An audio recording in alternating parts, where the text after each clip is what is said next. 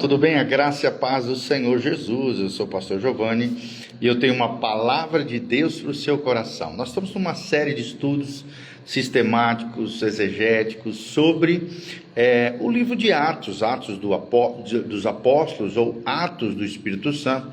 Então eu tenho certeza que podemos extrair da palavra de Deus lições preciosas para abençoar o nosso coração. Sempre lembrando que a palavra de Deus é a bússola do crente, é a nossa regra de fé. E logo em seguida, depois da leitura, vamos dar uma breve explicação e uma aplicação na nossa vida e para o nosso coração. Tá bom? Atos 17 diz o seguinte: tendo passado por Anfípolis e Apolônia, chegaram a Tessalônica, onde havia uma sinagoga de judeus. Paulo, segundo o seu costume, foi procurá-los e por 3 sábados arrazoou com eles acerca das Escrituras, expondo e demonstrando ter sido necessário que o Cristo padecesse e ressurgisse dentre os mortos. E este, dizia ele, é o Cristo, Jesus, que eu vos anuncio. Alguns deles foram persuadidos e unidos a Paulo e a Silas, bem como numerosa multidão de gregos piedosos e muitas distintas mulheres. Os judeus, porém, movidos de inveja, trazendo consigo alguns homens maus, dentre a malandragem, juntando a turba, alvoroçaram a cidade, e assaltando a casa de Jasson, procuravam trazê-los para o meio do povo. Porém, não os encontrando, arrastaram Jasson e alguns irmãos perante as autoridades, clamando: estes que têm transtornado o mundo chegaram também aqui, os quais Jasson hospedou. Todos estes procedem contra os decretos de César, afirmando ser Jesus outro rei. Tanto a multidão como as autoridades ficaram agitadas ao ouvirem essas palavras. Contudo, soltaram Jasson e os mais, após terem recebido deles a fiança estipulada. E logo durante a noite, os irmãos enviaram Paulo e Silas para Bereia, e ali chegaram, dirigiram-se à sinagoga dos judeus. Ora, estes de Bereia eram mais nobres que os de Tessalônica, pois receberam a palavra com toda avidez, examinando as Escrituras todos os dias para ver se as coisas eram de fato assim. Com isso, muitos deles creram, mulheres gregas de alta posição e não poucos homens. Mas logo que os judeus de Tessalônica souberam que a palavra de Deus era anunciada por Paulo, também em Bereia, foram lá excitar e perturbar o povo. Então os homens promoveram sem detença a partida de Paulo para os lados do mar. Porém, Silas e Timóteo continuaram ali. Os responsáveis por Paulo levaram-no até Atenas e regressaram, trazendo ordem a Silas e a Timóteo para que, o mais depressa possível, fossem ter com ele. Enquanto Paulo os esperava em Atenas, o seu espírito se revoltava em face da idolatria dominante na cidade. Por isso, dissertava na sinagoga entre os judeus e os gentios piedosos também na praça, todos os dias, entre os que se encontravam ali. E alguns dos filósofos epicureus e estoicos contendiam com ele, havendo quem perguntasse: que quer dizer esse tagarela? E outros: parece pregador de estranhos deuses, pois pregava Jesus e a ressurreição. Então, tomando-o consigo, levaram ao Areópago, dizendo: poderemos saber que nova doutrina é essa que ensinas? Posto que nos trazes aos ouvidos coisas estranhas, queremos saber o que vem a ser isso, pois todos os de Atenas e os estrangeiros residentes de outra coisa não cuidavam senão dizer ou ouvir as últimas novidades. Então Paulo, levantando-se no meio do Areópago, disse: senhores atenienses, em tudo vos vejo acentuadamente religiosos, porque passando e observando os objetos de vosso culto, encontrei também um altar no qual está escrito: ao Deus desconhecido. Pois esse que adorais sem conhecer é precisamente aquele que eu vos anuncio. O Deus que fez o mundo e tudo que nele existe, sendo ele Senhor do céu e da terra, não habita em santuários feitos por mãos humanas, nem é servido por mãos humanas, como se de alguma coisa precisasse, pois ele mesmo é quem a todos dá vida, respiração e tudo mais. De um só fez toda a raça humana habitar sobre toda a face da terra, havendo fixado os tempos previamente estabelecidos e os limites da sua habitação, para buscarem a Deus, se porventura tateando possam achar. bem como não está longe de cada um de nós, pois nele vivemos e nos movemos e existimos, como alguns dos vossos poetas têm dito, porque dele também somos geração. Sendo, pois, geração de Deus, não devemos pensar que a divindade é semelhante ao ouro e à prata e à pedra, trabalhados pela arte e imaginação do homem. Ora, não levou Deus em conta os tempos de ignorância. Agora, porém, notifica aos homens que todos em toda parte se arrependam, porquanto estabeleceu um dia em que há de julgar o mundo com justiça, por meio de um varão, Jesus aqui, que destinou e acreditou diante de todos, ressuscitando dentre os mortos. Quando ouviram falar da ressurreição de mortos, uns escarneceram e outros disseram: a respeito disso te ouviremos noutra ocasião. A essa altura, Paulo se retirou do meio deles, e houve, porém, alguns homens que se agregaram a ele e creram. Entre eles estava Dionísio, o Areopagita, uma mulher chamada Dâmaris, e com eles também outros mais. Atos, capítulo 17, de 1 até o 34. Quais são as lições preciosas que podemos extrair desse trecho maravilhoso, capítulo 17, do livro de Atos? O tema aqui é o Evangelho que desafia as universidades. Evangelho que desafia as universidades. É interessante que vemos na introdução aqui um evangelho nas praças do pensamento. Atos 17 é isso, é a demonstração máxima de como o evangelho confronta e redime uma cultura.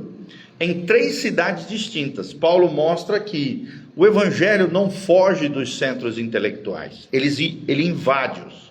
Seja para judeus, seja na sinagoga, seja por gregos, nas praças, ou seja pelos filósofos no Areópago. A mensagem da cruz é o poder de Deus para toda mente que busca a verdade. Eu vou repetir, a mensagem da cruz é o poder de Deus para toda mente que busca a verdade. Então, primeiro pontinho que queremos deixar o seu coração, primeira lição, na cidade de Tessalônica, vemos uma pregação cristocêntrica, mas também vemos correlatado a isso a perseguição. Do versículo 1 ao versículo 9, vemos um método aqui apostólico diante da sinagoga.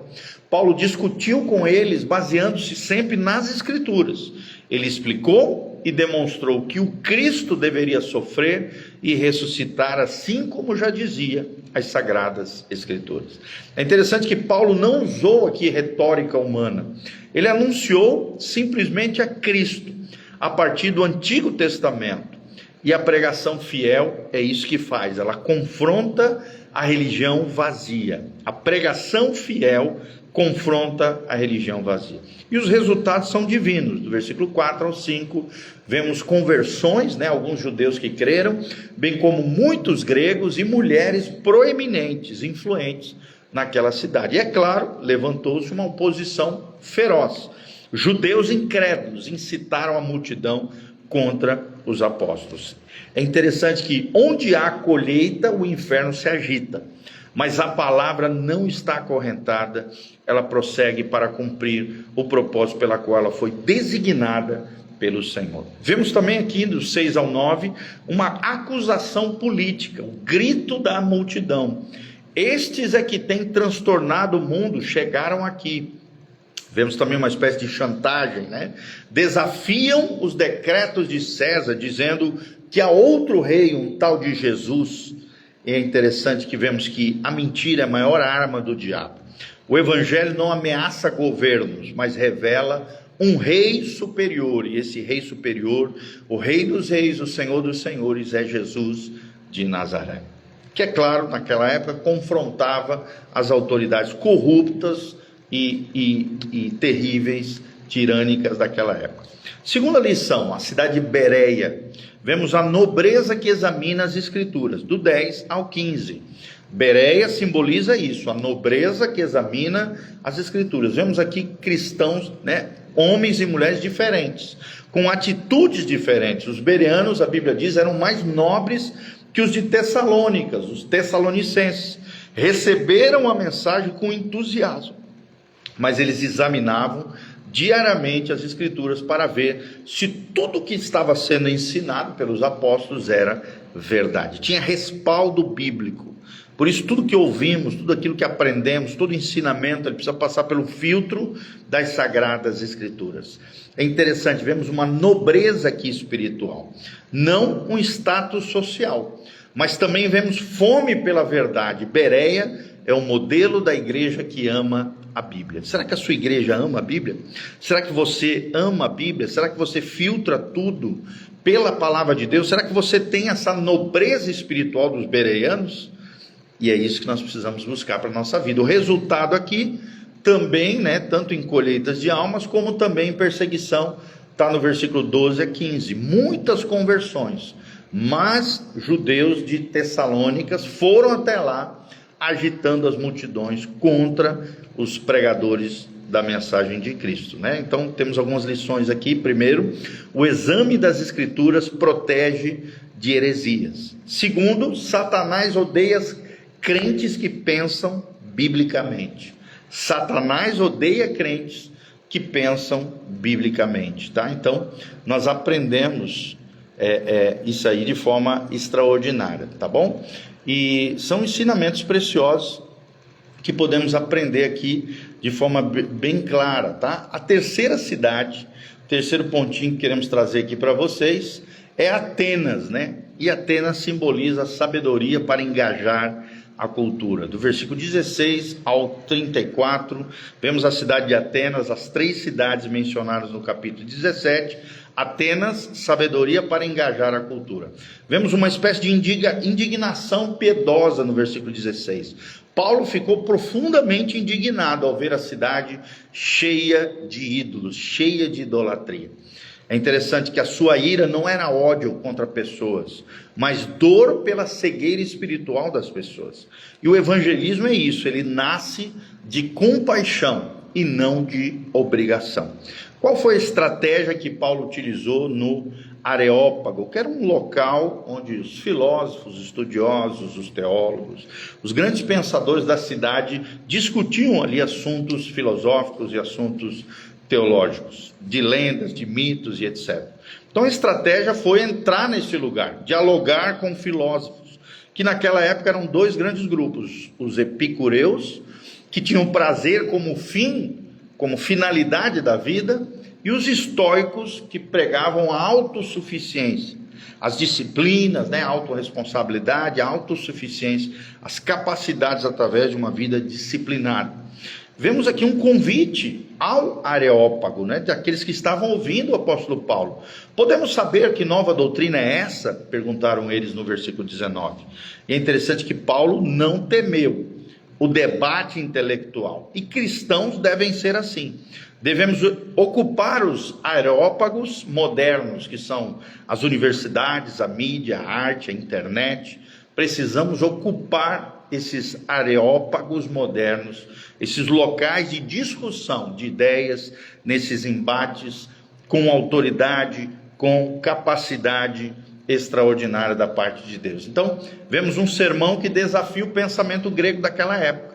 Do 22 ao 31, vemos isso, Pontos chaves importantes aqui. Paulo primeiro constrói uma ponte cultural, no versículo 22 a 23. Vejo que vocês são muito religiosos. E usa o altar ao Deus desconhecido. Ele cria um link, ele cria uma ponte com a cultura local. E aqui não é bajulação, é um ponto de contato para que a verdade fosse apresentada a eles. Depois ele apresenta Deus como Criador. Do versículo 24 a 25, ele não habita em templos, não é servido por mãos humanas. Então ele desmonta aqui a religião antropocêntrica, que colocava o homem como centro de todas as coisas. O homem é a medida de todas as coisas. Não é não, segundo a palavra de Deus. Em terceiro lugar, vemos uma unidade humana, no versículo 26. De um só fez todas as nações. Então aqui ele refuta o racismo muito comum na cultura grega e na cultura filosófica, intelectual daquela época. E em quarto, ele chama ao arrependimento. No versículo 30, Deus não leva em conta a ignorância, mas ordena a todos os homens que se arrependam. A graça não anula a responsabilidade. Eu vou repetir, a graça não anula a responsabilidade. Como é que está a graça na sua vida? Como é que está a tua responsabilidade diante de Deus e diante da graça de Deus que uma vez foi derramada sobre você? Então, homens chamando outros ao arrependimento. E em quinto lugar, vemos um julgamento vindouro, no versículo 31. Por meio de um homem, ressuscitou os mortos. A ressurreição é o cerne, é a base do julgamento vindouro. O mesmo Cristo que julgará homens e mulheres em todos os tempos, em todas as épocas, foi o mesmo que ressuscitou dentre os mortos, venceu e triunfou, e por isso ele tem o direito de ser o juiz de todas as criaturas criadas por Deus. As reações foram eternas, no 32 a 34. 3 respostas foram possíveis diante da pregação apostólica aqui. Primeiro, alguns zombaram. Segundo, outros adiaram. Outra vez te ouviremos mais para frente. E em terceiro lugar, tem um terceiro grupo que creram. A Bíblia chama eles de Dionísio, Dâmaris e outros no versículo 34. Ou seja, podemos concluir tudo isso que estamos falando, que o Evangelho não precisa de aplausos, ele precisa de proclamação fiel, fidedigna. Uma alma salva vale mais que 1000 almas vazias. Vou repetir: uma alma salva vale mais do que 1000 almas vazias. Então, quais são as lições para a igreja hoje? Como é que nós podemos aplicar no nosso dia a dia, como cristãos, como crentes? Em primeiro lugar, sempre pregue de forma cristocêntrica. A pregação cristocêntrica é inegociável. Em Tessalônica, Paulo pregou Cristo crucificado e não autoajuda. 1 Coríntios 2:2 fala sobre isso. Sem isso não há poder. Então, Cristo crucificado é a mensagem central do Evangelho de Jesus Cristo. Segundo lugar, a Bíblia é nossa única autoridade. Os bereanos nos ensinam que toda pregação deve ser julgada pelas Escrituras. Então, cuidado com gurus gospels, gurus da internet, gurus espirituais.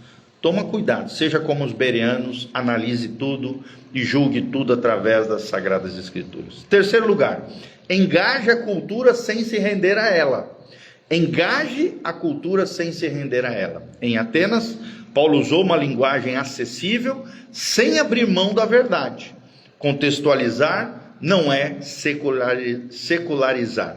Então, podemos contextualizar com a cultura, sim, só não podemos abrir mão da verdade e nem secularizar, tá bom? Quarto princípio que aprendemos: aceite o risco das reações. O mesmo evangelho que salva alguns, despertará ódio em outros. Então, fiel é aquele que proclama, não quem agrada os outros. Então, mais importa agradar a Deus do que aos homens. Então, aprenda isso. E Atos 17 nos interroga da seguinte maneira, e é o desafio para mim e para você. Será que você se indigna com a idolatria moderna? Seja o materialismo, seja o sexo, seja ídolos, pessoas humanas, ou objetos, ideologias, ou você se acostuma à cultura desse tempo? Será que você examina diariamente as Escrituras? Ou só consome sermões sem filtrá-los através da palavra de Deus, como os bereanos? Será que você ousa levar Cristo aos areópagos de hoje, as redes sociais, as universidades, a política? Então, seja qual for a sua cidade, seja agitada como Tessalônica, nobre como Bereia, ou filosófica como Atenas, proclame sempre o Evangelho com ousadia. Deus ressuscitou Jesus. Arrependei-vos deve ser a nossa mensagem. E isso nós devemos fazer sempre. Amém? Que Deus abençoe você, o Love Guitar aqui de Curitiba, o Reinaldo Ricardo, a Vals do Ricardo, o Gabriel Correia Pacheco, o Fagner Cardoso Lopes está aqui, o Victor e a Victoria Fudoli, o CLP Estéticas, o Luiz Lima, Miriam Mota, a Cida, a Valscar, a Ellen e a Jaque Melli. Todos os nossos amados irmãos estão aqui conectados conosco. Que Deus abençoe, louvado seja o nome do Senhor. Que Deus te abençoe em nome de Jesus, todos aqueles que estão aqui online conosco. Pega aqui no aviãozinho, compartilha através do seu story, WhatsApp, Facebook, YouTube, fica à vontade, nos ajude a chegarmos mais longe. Aqui no link de descrição também tem o nosso endereço da igreja, os horários de culto, tem todas as informações do nosso ministério, as nossas mídias sociais, as informações. Caso você sinta no coração o desejo de contribuir conosco, desde já nós agradecemos o carinho, o afeto, o amor dos irmãos com relação a isso, tá bom? Deixe também os comentários da onde você está nos assistindo, o que você achou desse vídeo, o que Deus falou ao seu coração através dessas 3 cidades, Tessalônica, Bereia e Atenas. O que Deus falou nesses 3 pontinhos que nós trouxemos para vocês. Atenas simboliza, nós aprendemos aqui, a sabedoria para engajar a cultura, do versículo 16 ao 34. Bereia simboliza a nobreza que examina as escrituras, do 10 ao versículo 15. E o primeiro ponto, Tessalônica, nos ensina a pregação que provoca revolução. Os 3 pontinhos que nós ensinamos hoje através do capítulo 17 do livro de Atos, tá bom? Que Deus abençoe você, que a graça, a paz de Jesus. Feche seus olhos, quero terminar orando pela sua vida. Pai, nós encerramos agora esse momento profético, esse momento de ensino das Sagradas Escrituras, onde aprendemos essas 3 cidades. Ó Deus, que os teus apóstolos pregaram o evangelho de formas distintas, diferentes, com reações diferentes, mas salvando pessoas, restaurando vidas e manifestando a tua graça, a tua glória, o poder transformador do evangelho de Jesus. Pai, eu coloco a vida de cada um daqueles que nos assistem, que aprendem conosco, a palavra de Deus, as lições preciosas desse estudo sobre o livro de Atos, hoje capítulo 17, que essa palavra seja permanente no nosso coração, venha gerar vida, transformação, ousadia, intrepidez, na pregação e proclamação do teu evangelho. Que possamos, ó Deus, nos inserirmos na cultura, sem nos deixarmos afetar por ela, Pai, mas que possamos adentrar nesta cultura, promovendo o teu reino, o teu evangelho, salvando vidas, para a glória de Deus, levando almas e vidas aos pés de Jesus, Pai, através de uma pregação cristocêntrica, bíblica, ungida, consagrada, abençoada. Pai, ajuda-nos a sermos testemunhas fiéis de Jesus Cristo, do Cristo ressurreto, do Cristo que venceu a morte, do Cristo que ressuscitou, do Cristo que em breve voltará, Pai, é o que nós te pedimos de todo o coração, para o louvor e glória do teu nome, em o nome de Jesus, amém e amém. Um abraço para o Adeilton Prosa e o Eduardo Colombo também. Chegaram agora no finalzinho, esse vídeo vai ficar disponível para você aqui nas nossas redes sociais, tá bom? Compartilhe, nos ajude, que Deus abençoe você, sua casa, sua família, seja agraciada e abençoada pelo Senhor, tá bom? Um grande abraço, Deus seja contigo, uma boa tarde e a graça e a paz do Senhor.